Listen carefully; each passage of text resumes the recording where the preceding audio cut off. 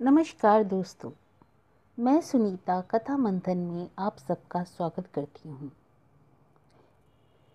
एक कहानी रोज में आज सुनिए विशंबरनाथ शर्मा कौशिक द्वारा रचित कहानी ताई।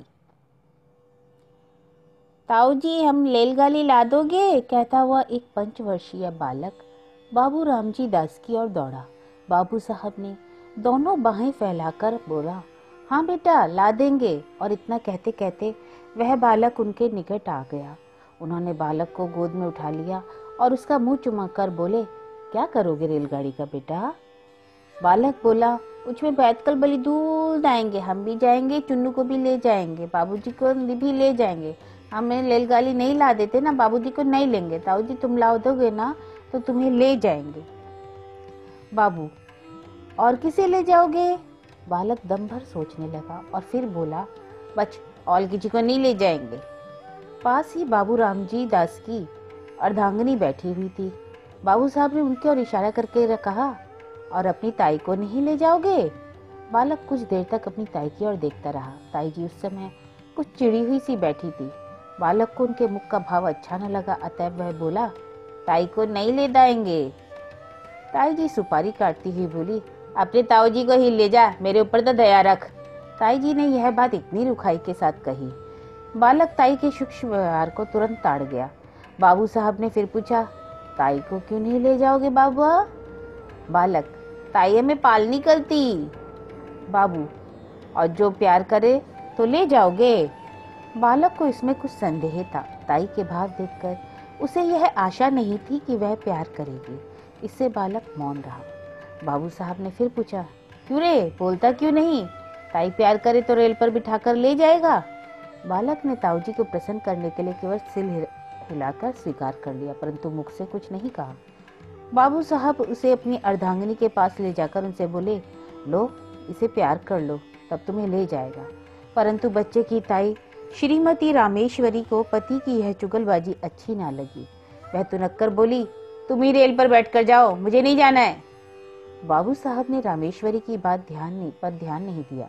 बच्चे को उनकी गोद में बैठाने की चेष्टा करते हुए बोले, प्यार नहीं करोगी तो रेल में नहीं बिठावेगा, क्यों रे मनोहर? मनोहर ने ताऊ की बात का कोई उत्तर नहीं दिया। उधर ताई ने मनोहर को अपनी गोदी से ढकेल दिया। मनोहर नीचे गिर पड़ा। शरीर में तो चोट नहीं लगी, पर हृदय में चोट लगी, जिसे बालक भी समझ गया और रोना शुरू कर दिया।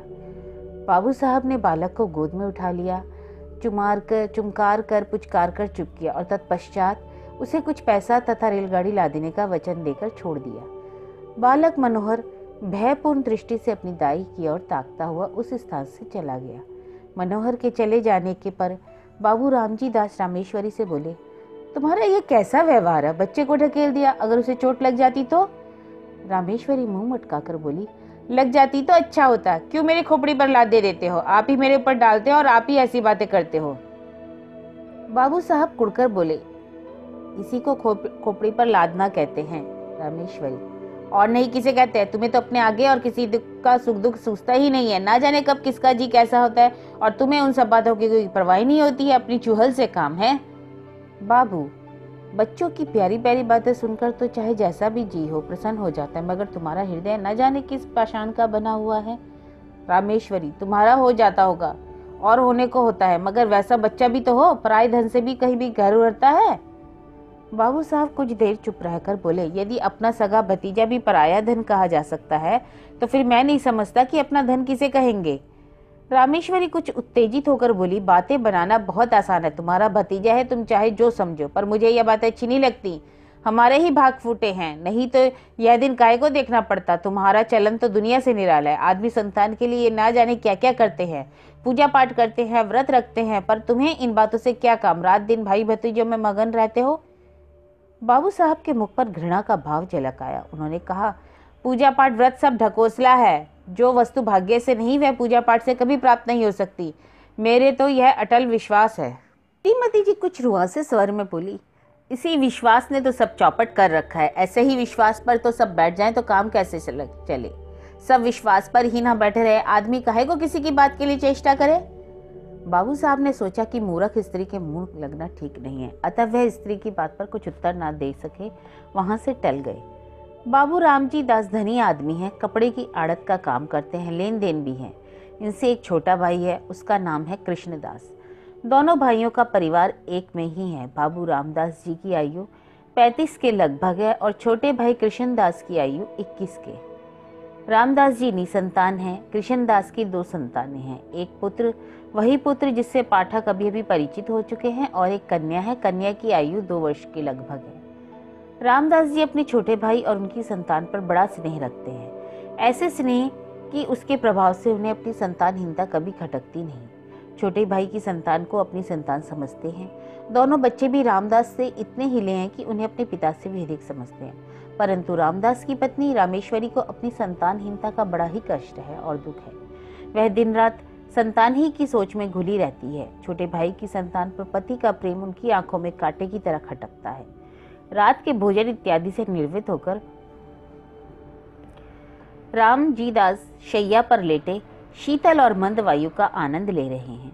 पास ही दूसरी शैया पर रामेश्वरी हथेली पर सिर रखे किसी चिंता में डूबी हुई थी। दोनों बच्चे अभी बाबू साहब के पास से उठकर अपनी माँ के पास गए थे। बाबू साहब ने अपनी स्त्री की ओर करवट लेकर कहा, आज तुमने मनोहर को बुरी तरह ढकेला था कि मुझे अब तक उसका दुख है। कभी कभी तो तुम्हारा व्यवहार अमानुषिक हो जा उठता है। रामेश्वरी बोली, तुम्ही ने तो मुझे ऐसा बना रखा है। उस दिन उस पंडित ने कहा कि हम दोनों के जन्म पत्र में संतान का योग है और उपाय करने से संतान हो सकती है। उसने उपाय भी बताए थे, पर तुमने उनमें से एक भी उपाय करके ना देखा। बस तुम तो इन्हीं दोनों में मग्न हो। तुम्हारी इस बात से रात दिन मेरा कलेजा सुलगता रहता है। आदमी उपाय तो करके देखता है, फिर होना ना होना भाग्यवान के अधीन है। बाबू साहब हंसकर बोले, तुम्हारी जैसी सीधी स्त्री भी क्या कहूँ। तुम इन ज्योतिषियों की बातों पर विश्वास करती हो जो दुनिया भर के झूठे और धूर्त हैं। झूठ बोलने ही की तो रोटियां खाते हैं। रामेश्वरी तुनक्कर बोली, तुम्हें तो सारा संसार ही झूठा दिखाई पड़ता है। ये पोथी पुराण भी सब झूठे हैं। पंडित कुछ अपनी तरफ से बनाकर तो कहते नहीं है। शास्त्र में जो लिखा है वो भी कहते हैं, पर झूठा है तो वो भी झूठे हैं। अंग्रेजी क्या पढ़ी, अपने आगे किसी को गिनते ही नहीं। जो बातें बाप दादे के जमाने से चली आई हैं उन्हें झूठा बताते हो। बाबू साहब, तुम तो समझती ही नहीं, अपनी ही आटे वोटे जोती जाती हो। मैं यह नहीं कह सकता कि ज्योतिषी शास्त्र झूठा है। संभव है वह सच्चा हो, परंतु ज्योतिषियों में अधिकांश झूठे होते हैं। उन्हें ज्योतिषी का पूर्ण ज्ञान नहीं होता। 2-1 छोटी मोटी पुस्तकें पढ़कर ज्योतिषी बन पड़ते हैं और लोगों को ठगते फिरते हैं। ऐसी दशा में उनकी बातों पर कैसे विश्वास किया जा सकता है। रामेश्वरी, सब झूठे हैं, तुम ही एक बड़े सच्चे हो। अच्छा, एक बात पूछती हूँ, भला तुम्हारे जी में संतान का मुख देखने की इच्छा नहीं होती क्या कभी। इस पर रामेश्वरी ने बाबू साहब के हृदय का एक कोमल स्थान पकड़ा। वह कुछ देर चुप रही, तत्पश्चात एक लंबी सांस लेकर बोली, भला ऐसा कौन मनुष्य होगा जिसके हृदय में संतान का मुख देखने का इच्छा ना हो। परंतु क्या किया जाए, जब नहीं है और ना होने की कोई आशा ही है, तब उसके लिए व्यर्थ चिंता करने से क्या लाभ। इसके सिवा तो अपनी संतान से होती वही भाई की संतान से भी हो रही है। जितना स्नेह अपने पर होता है उतना ही इन पर भी है, और आनंद उसकी बाल क्रीड़ा में आता है, वही इनकी क्रीड़ा से भी आ रहा है। फिर नहीं समझता कि चिंता क्यों की जाए। रामेश्वरी कुड़कर बोली, तुम्हारी समझ का मैं क्या करूं, इसी से तो रात दिन जला करती हूँ। भला तो यह बताओ कि तुम्हारे पीछे क्या इन्हीं से तुम्हारा नाम चलेगा।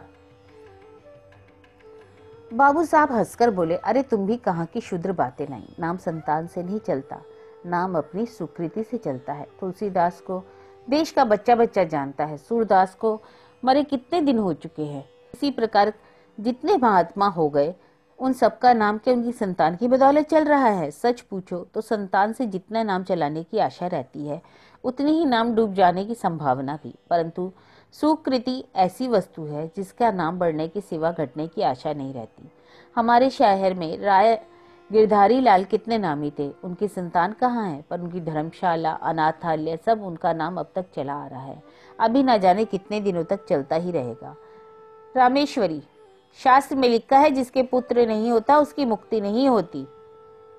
बाबू, मुक्ति पर विश्वास नहीं। मुक्ति है किस चिड़िया का नाम। यदि मुक्त होना भी मान लिया जाए तो यह कैसे माना जाए कि सब पुत्र वालों को मुक्ति मिल जाती है। मुक्ति का भी क्या सहज उपाय है। ये कितने पुत्र वाले हैं, सभी को मुक्ति हो जाती होगी क्या। रामेश्वरी निरुत्तर हो गई और बोली, अब तुमसे कौन बकवास करे, तुम तो अपने सामने किसी को मानते ही नहीं। मनुष्य का हृदय बड़ा ही ममत्व प्रेमी है, कैसी ही उपयोगी और कितनी ही सुंदर वस्तु क्यों ना हो, जब तक मनुष्य उसको पराई समझता है तब तक उससे प्रेम नहीं करता। किंतु भद्दी से भद्दी और बिल्कुल काम ना आने वाली वस्तु को यदि मनुष्य अपनी समझता है तो उससे प्रेम करता है। पराई वस्तु कितनी ही मूल्यवान क्यों ना हो, कितनी ही उपयोगी क्यों ना हो, कितनी ही सुंदर क्यों ना हो, उसके नष्ट होने पर मनुष्य को कुछ भी दुख का अनुभव नहीं होता, इसलिए कि वह वस्तु उसकी नहीं, पराई है। अपनी वस्तु कितनी ही भद्दी हो, काम में ना आने वाले हो, नष्ट होने पर मनुष्य को दुख होता है, इसलिए कि वह अपनी है। कभी कभी ऐसा भी होता है कि मनुष्य पराई चीज से प्रेम करने लगता है। ऐसी दशा में भी जब तक मनुष्य उस वस्तु को अपना बनाकर नहीं छोड़ता अथवा हृदय में यह विचार नहीं कर लेता कि वह वस्तु मेरी है, तब तक उसे संतोष नहीं होता। ममत्व से प्रेम उत्पन्न होता है और प्रेम से ममत्व, इन दोनों का साथ चोली दामन का सा है, ये कभी पृथक नहीं किए जा सकते। यद्यपि रामेश्वरी को माता बनने का सौभाग्य प्राप्त नहीं हुआ था, तथापि उनका हृदय एक माता का हृदय बनने की पूरी योग्यता रखता था। उनके हृदय में वे गुण विद्यमान तथा अंतर्निहित थे जो एक माता के हृदय में होते हैं, परंतु उसका कोई विकास नहीं हुआ था। उसका हृदय उस भूमि की तरह था जिसमें बीज तो पड़ा हुआ है, पर उसको सींच कर और इस प्रकार को बीज को प्रस्फुटित होकर के भूमि के ऊपर लाने वाला कोई नहीं। इसलिए उसका हृदय उन बच्चों की ओर खिंचता तो था, परंतु जब उसे ध्यान आता कि ये बच्चे मेरे नहीं हैं, दूसरों के हैं, तब उसके हृदय में उनके प्रति द्वेष उत्पन्न होता था, घृणा पैदा होती थी। विशेषकर उस समय उनके द्वेष की मात्रा और भी बढ़ जाती जब यह देखती कि उनके पतिदेव उन बच्चों पर प्राण देते हैं जो उनके और रामेश्वरी के नहीं हैं। शाम का समय था। रामेश्वरी खुली छत पर बैठी हवा खा रही थी। पास उनकी देवरानी भी बैठी थी। दोनों बच्चे छत पर दौड़ दौड़ कर खेल रहे थे। रामेश्वरी उनके खेल को देख रही थी। इस समय रामेश्वरी को उन बच्चों का खेलना कूदना बड़ा भला मालूम हो रहा था। हवा में उड़ते हुए उनके बाल, कमल की तरह खिले उनके नन्हे नन्हे मुख, उनकी प्यारी प्यारी तोतली बातें, उनका चिल्लाना, भागना, लौट जाना इत्यादि क्रीड़ाएं उसके हृदय को शीतल कर रही थी। सहसा मनोहर अपनी बहन को मारने दौड़ा। वह खिलखिलाती हुई दौड़कर रामेश्वरी की गोद में जा गिरी। उसके पीछे पीछे मनोहर भी अपनी बहन को मारने दौड़ता हुआ आया और उन्हीं की गोद में जा गिरा। रामेश्वरी उस समय अपना सारा द्वेष भूल गई। उन्होंने दोनों बच्चों को उसी प्रकार हृदय से लगा लिया जिस प्रकार वह मनुष्य लगाता है जो बच्चों के लिए तरस रहा हो। उन्होंने बड़ी सतृष्णता से उन दोनों बच्चों को प्यार करा। उस समय यदि कोई अपरिचित मनुष्य उन्हें देखता तो विश्वास होता कि रामेश्वरी ही उन बच्चों की माता है। दोनों बच्चे बड़ी देर तक उसकी गोद में खेलते रहे। सहसा उसी समय किसी के आने की आहट पाकर बच्चे की माता वहां से उठकर चली गई। मनोहर, ले रेलगाड़ी, कहते हुए रामजी दास छत पर आए। उनका स्वर सुनते ही दोनों बच्चे रामेश्वरी की गोद से तड़प कर निकल भागे। रामजी दास ने पहले दोनों को खूब प्यार किया, फिर बैठकर रेलगाड़ी दिखाने लगे। इधर रामेश्वरी की नींद टूटी। पति को बच्चों में मग्न होते देखकर उसकी फिर भौहें तन गई। बच्चों के प्रति हृदय में फिर वही घृणा और द्वेष का भाव जाग उठा। बच्चों को रेलगाड़ी देकर बाबू साहब रामेश्वरी के पास आए और मुस्कुराकर बोले, आज तो तुम बच्चों को बड़ा प्यार कर रही थी। इससे मालूम होता है कि तुम्हारे हृदय में भी उनके प्रति प्रेम अवश्य है। रामेश्वरी को पति की यह बात बहुत बुरी लगी। उसे अपनी कमजोरी पर बड़ा दुख हुआ। केवल दुख ही नहीं, अपने ऊपर क्रोध भी आया। वह दुख और क्रोध पति के उक्त वाक्य से और भी बढ़ गया। उसकी कमजोरी पति पर प्रकट हो गई। यह बात उसके लिए असहनीय हो उठी। रामजी दास बोले, इसलिए ना मैं कहता था कि अपनी संतान के लिए सोच वृथा है। यदि तुम इनसे प्रेम करने लगो तो तुम्हें यही अपनी संतान प्रतीत होने लगेंगे। मुझे भी इस बात से प्रसन्नता है कि तुम इनसे स्नेह करना सीख रही हो। यह बात बाबू साहब ने नितांत हृदय से कही थी, परंतु रामेश्वरी को इसमें व्यंग की तीक्ष्ण गंध मालूम हुई और उन्होंने कुड़कर मन से कहा, इन्हें मौत भी नहीं आती, मर जाए तो पाप कटे। आठों पहर आपके के सामने रहते हैं, प्यार को करने को जी ललचा उठता है। इनके मारे तो कलेजा और भी जला करता है। बाबू साहब ने पत्नी को मौन देखकर कहा, अब झेपने से क्या लाभ, अपने प्रेम को छिपाने की चेष्टा करना व्यर्थ है, छिपाने की आवश्यकता भी नहीं। रामेश्वरी जल भुन गई और जल भुनकर बोली, मुझे क्या पड़ी है जो मैं प्रेम करूंगी, तुम्ही को मुबारक रहे। बिगाड़े निगोड़े आप ही आ कर के घुसते हैं। एक घर में रहने से कभी हंसना बोलना पड़ता ही है। अभी परसों जरा यूं ढकेल दिया, उस पर तुमने सैकड़ों बातें सुनाई। संकट में प्राण है, ना चैन है, ना दिन का चैन, ना रात का चैन। बाबू साहब को पत्नी का वाक्य सुनकर बड़ा क्रोध आया और उन्होंने कर्कश स्वर में कहा, ना जाने कैसे हृदय की स्त्री है। अभी अच्छी खासी बैठी बच्चों से प्यार कर रही थी, मेरे आते ही गिरगिट की तरह रंग बदलने लगी। अपनी इच्छा से चाहे जो करे, पर मेरे कहने से बल्लियां उछलती है। ना जाने मेरी बातों में कौन सा विष घुला रहता है। यदि मेरा कहना ही बुरा मालूम होता है तो ना कहा करूंगा, पर इतना याद रखो, अब कभी इनके विषय में निगोड़े सिगोड़े इत्यादि अपशब्द निकाले तो अच्छा ना होगा। तुमसे मुझे ये बच्चे कहीं अधिक प्यारे हैं। रामेश्वरी ने इन बातों का कोई उत्तर ना दिया। अपने शोक तथा क्रोध को वे आंखों द्वारा निकालने लगी। जैसे बाबू रामजी दास का स्नेह बच्चों पर बढ़ता जाता था, वैसे रामेश्वरी के द्वेष और घृणा की मात्रा भी बढ़ती जाती थी।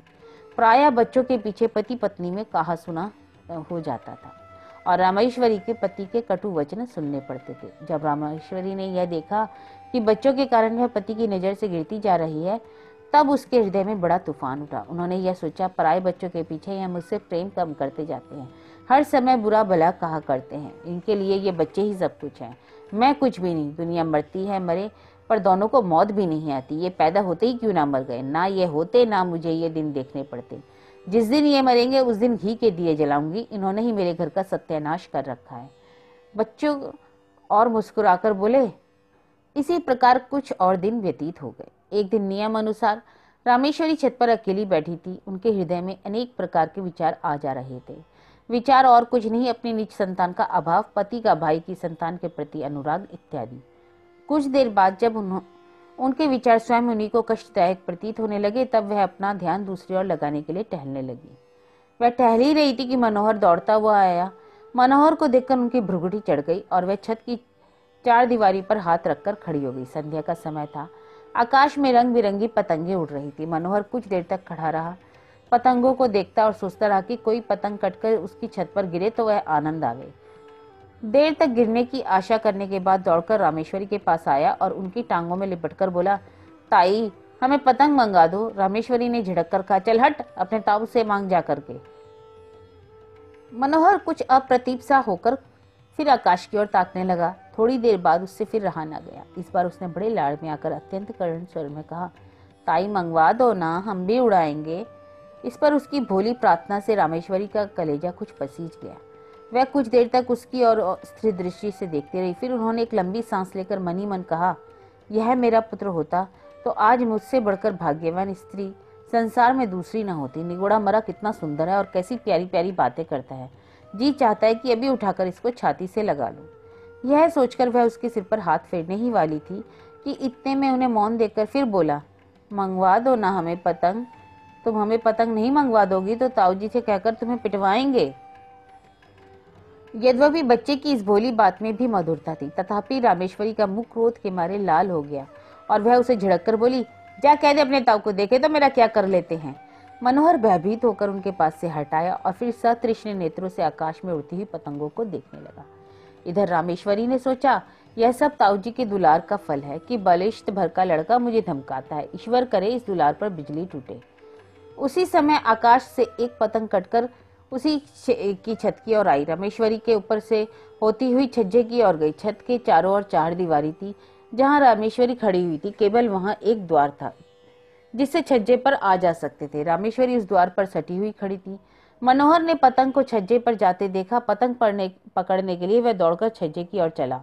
रामेश्वरी खड़ी देखती रही। मनोहर उसके पास से होकर छज्जे पर चला गया और उससे 2 फीट की दूरी पर खड़ा होकर पतंग की ओर देखने लगा। पतंग छज्जे पर से होती हुई नीचे घर के आंगन में जा गिरी।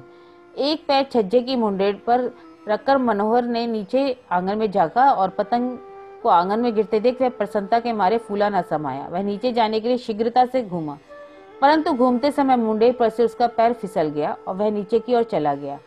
नीचे जाते जाते उसके दोनों हाथों में मुंडेर आ गई और वह उसे पकड़कर लटक गया और रामेश्वर की ओर देखकर चिल्लाया, ताई। रामेश्वरी ने धड़कते हृदय से इस घटना को देखा। उसके मन में आया कि अच्छा है, मरने दो, सदा का पाप कट जाए। यही सोचकर वह एक क्षण रुकी। इधर मनोहर के हाथ मुंडेर पर से फिसलने लगे। वह अत्यंत भय तथा करुण नेत्रों में से रामेश्वर की ओर देखकर चिल्लाया, अरे ताई। रामेश्वरी की आंखें मनोहर की आंखों से जा मिली। मनोहर की वह करुण दृष्टि देखकर रामेश्वरी का कलेजा मुंह में आ गया। उन्होंने व्याकुल होकर मनोहर को पकड़ने के लिए अपना हाथ बढ़ाया और उनका हाथ मनोहर के हाथ तक पहुंचा ही कि मनोहर के हाथ से मुंडेर छूट गई। वह नीचे जा गिरा। रामेश्वरी चीख मारकर छज्जे पर गिर पड़ी। रामेश्वरी 1 सप्ताह तक बुखार से बेहोश पड़ी रही। कभी कभी जोर से चिल्ला उठती और कहती, देखो देखो वह गिरा जा रहा है, उसे बचाओ बचाओ, दौड़ो, वह मनोहर को बचा लो। मेरे मनोहर को बचा लो। कभी वह कहती, बेटा मनोहर, मैंने तुझे नहीं बचाया। हाँ हाँ, मैं चाहती तो बचा सकती थी, देर कर दी। इसी प्रकार वह प्रलाप किया करती। मनोहर की टांग उखड़ गई थी, टांग बिठा दी गई। वह क्रमशः फिर अपनी असली हालत पर आने लगा। एक सप्ताह बाद रामेश्वरी का ज्वर कम हुआ। अच्छी तरह होश आने पर उन्होंने पूछा, मनोहर कैसा है? रामजी दास ने उत्तर दिया, अच्छा है।